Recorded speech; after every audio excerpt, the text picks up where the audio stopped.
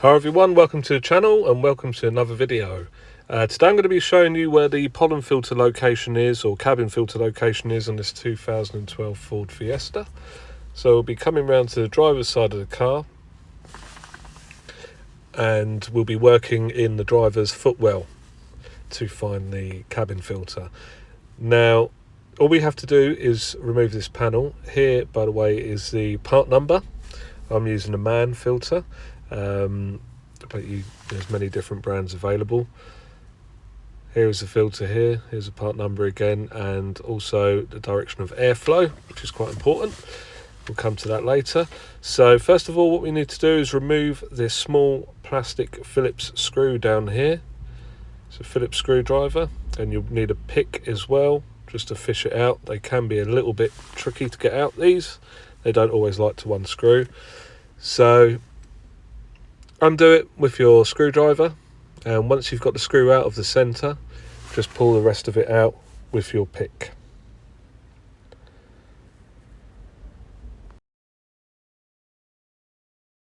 Now that should leave you something like this, and this panel does have clips around it, and you should feel it as you're moving it, the tight spots, but it does pull out. Like so. As you can see, this is one of the clips here, so that's what you're fighting against when you're removing it. There's some lower down here as well. Once that's off, this is what you can see on the inside of it. So you've got various spring clips around it. We've got one here, one here, but that's removed pretty easily. Now you need to get your head down into the footwell, and this is where the actual cabin filter is located. It's behind this little plastic cover. As you can see, there's a torque screw holding it in there. It looks like there's one missing on this car, so you may have two in yours. On this vehicle, it's a T27, which which I assume is the original one for this car, and this has been changed at some point. So we'll undo that, and then we should be able to pull this little cover off and get our pollen filter out. So just pull the bottom of this plastic cover off and it will come out. It's only hooked in around the top, so it just hooks into the inside of the heater box there, so quite easy to remove. And then you can see your filter in here. We've got a little bit of a foam gasket here which is past its best, and here is the old filter that we need to replace. So when you look at this, please take note of the arrows as direction of airflow. That's very important. That's the way the filter actually works.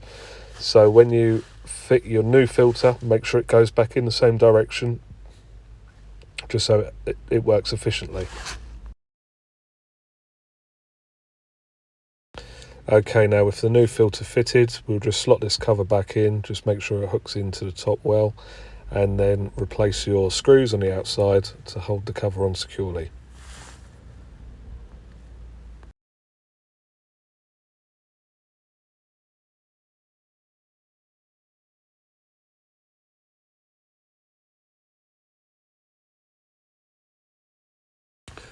Now lastly, we've got to replace the cover.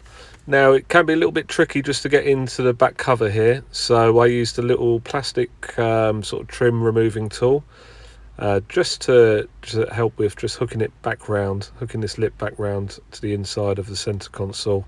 But that's really the trickiest part of the job, and it's not very difficult at all. Once you've done that, just pop your clip in back in the front here and pop the screw into the centre of it.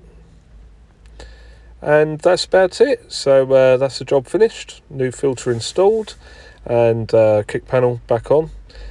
Just so you know, here is the part number again if you want to use it, so you can order a filter before you do the job. Here you go. And I hope this has helped some of you out. If it has, please like the video, and hope to see you in the next one. Thank you for watching.